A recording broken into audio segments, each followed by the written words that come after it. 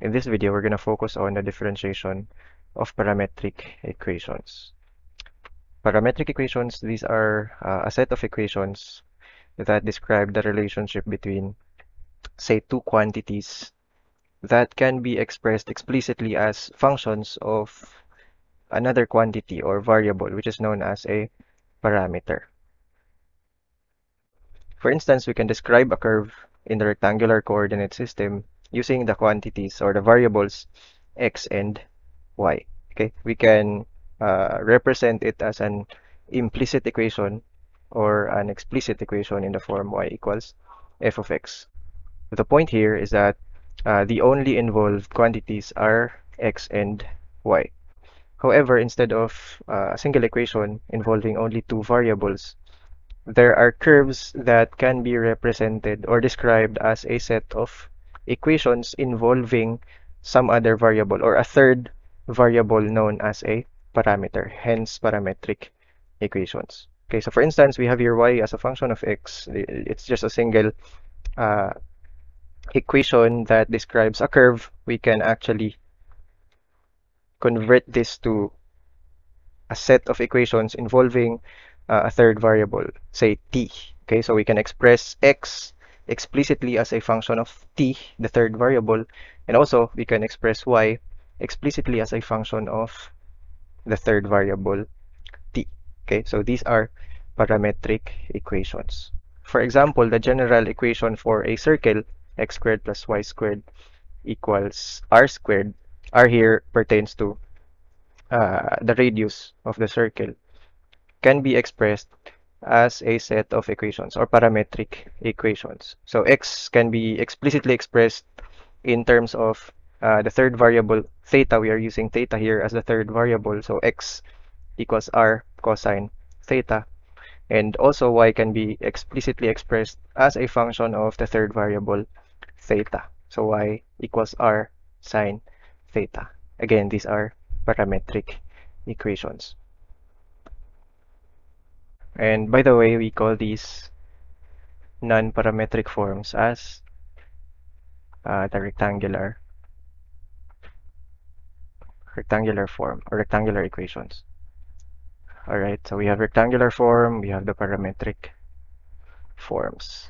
Okay, so now let's discuss how to find the derivatives in parametric form. Okay, most of the time we are interested in dy dx. So this is usually what we are asked to find for derivatives in parametric form. Still dy dx, and it can be expressed or defined in terms of x, the original independent variable, right?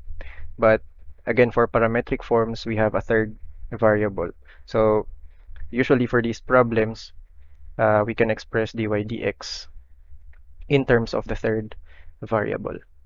All right, so that's usually the case for these problems. So we are given parametric equations, say x as a function of t and y as a function of t. Before we can find dy dx, what we can do first is to find the derivative of these equations with respect to the third variable. Okay, so for example, x as a function of t, we can take the derivative of x with respect to t. So we get dx dt, right? And then for y as a function of t, we can take the derivative of y with respect to t. And to find dy dx, we just take the ratio between dy dt and dx dt. This is our working equation or our formula for the first derivative in parametric form. Okay, if you can notice, this is just the chain rule. Okay, so let's rewrite the equation. We have here dy dx equals dy dt times the reciprocal of dx dt. So that's dt dx, and then treating each of these fractions as ratio of differentials, right? We can cancel out the differential of t so that this gives us dy dx.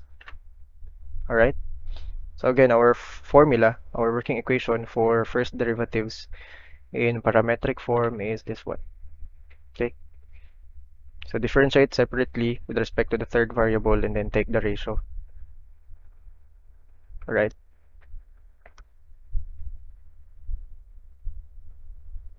Now, how about the second derivative? Okay. So if the given is the rectangular form, then we can simply differentiate again with respect to x, and this will give us a derivative in terms of x. Again, because the given is only the rectangular form. It involves only y and x. All right, x as the main independent variable. However, if we are given the parametric form of the equation, all right, since x is a function of a third variable, say t, and y is a function of the third variable, therefore the first derivative that we can obtain is in terms of the third variable also. Okay, so we cannot simply differentiate the first derivative with respect to x, but instead we can differentiate it again with respect to t.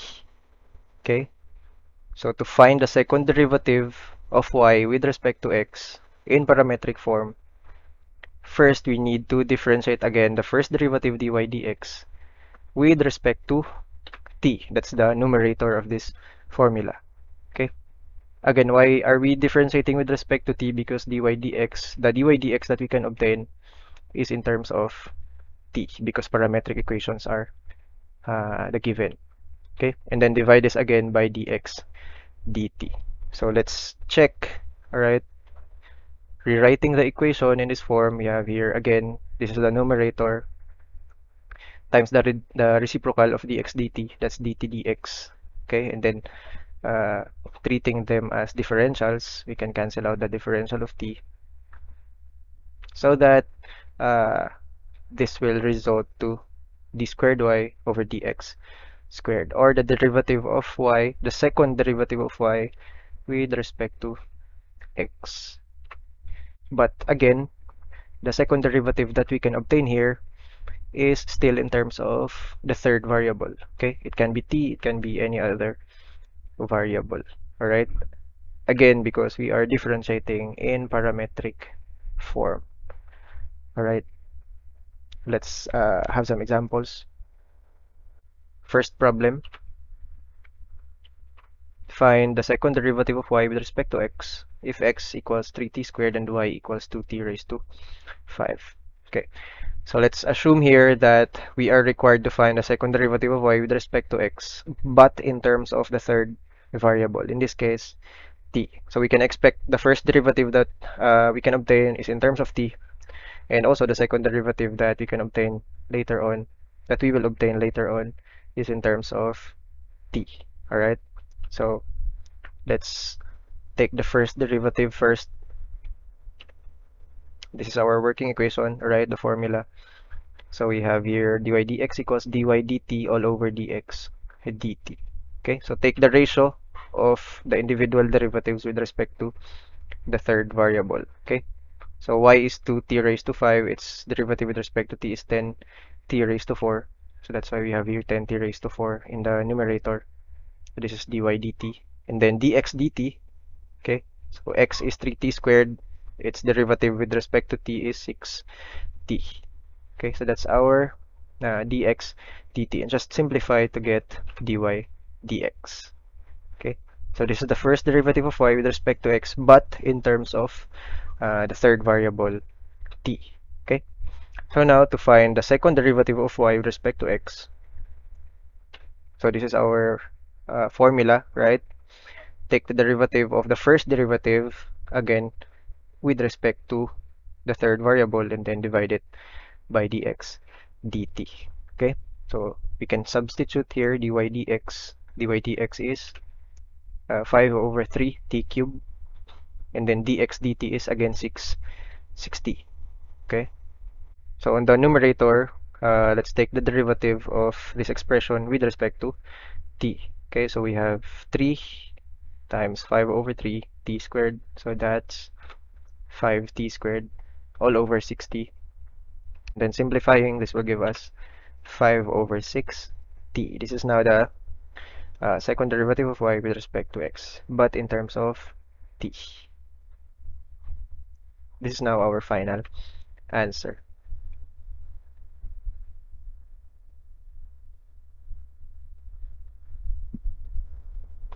Next problem. Find the second derivative of y with respect to x if x is equal to sine squared theta plus 1 and y is equal to 2 minus secant theta. Okay. The third variable or the parameter that is given here is theta. So we'll be replacing t with theta in the formula. Okay.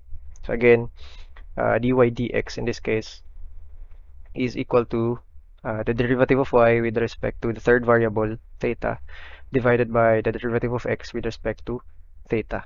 Okay, so substitute the equivalent expressions.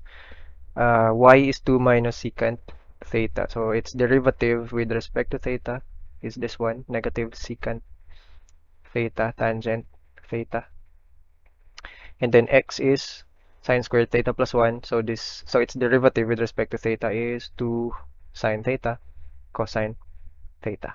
And then let's simplify. First, we need to convert secant and tangent to its sine and cosine uh, equivalents. Okay, so secant is the reciprocal of cosine, so that's why we have here 1 over cosine. And then tangent is the ratio between sine and cosine functions. Okay, then cancel out the common factors. This will give us negative 1 over cosine cube theta. Or applying identity, because we know that cosine is the reciprocal of secant, so we can rewrite this as negative secant cube theta over 2. Then for the second derivative, right, plug in dy dx and dx d theta. This will give us d theta, or the derivative of negative secant cube theta over 2 with respect to theta, and then divided by dx d theta. So this is the equivalent expression for dx d theta, right? Okay, so apply differentiation on the numerator with respect to theta. This will give us negative 3 over 2 secant cube theta tangent theta. And then let's simplify.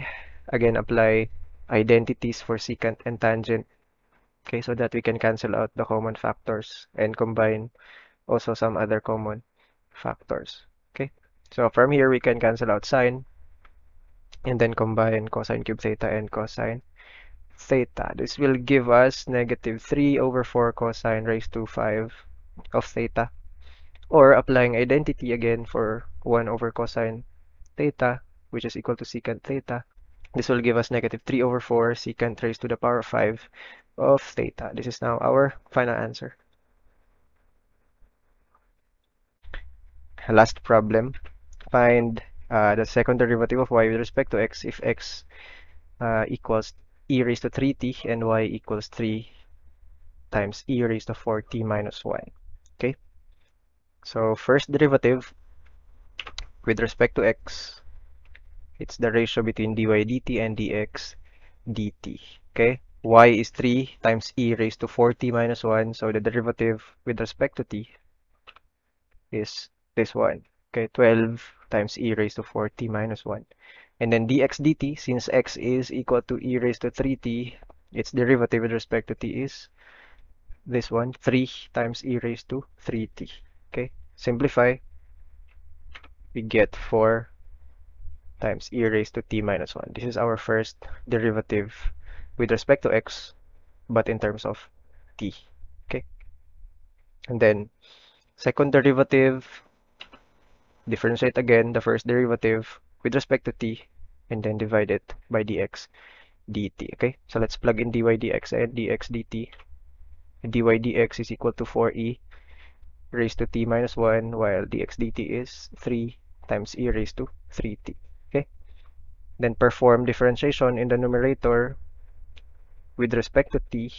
This will give us 4e raised to t minus 1 divided by 3 times e raised to 3t. Okay, and then simplifying will result to 4 over 3 times e raised to negative 2t minus 1. Or using positive exponents, we can rewrite this as 4 over 3 times e raised to 2t plus 1. This is now our final answer.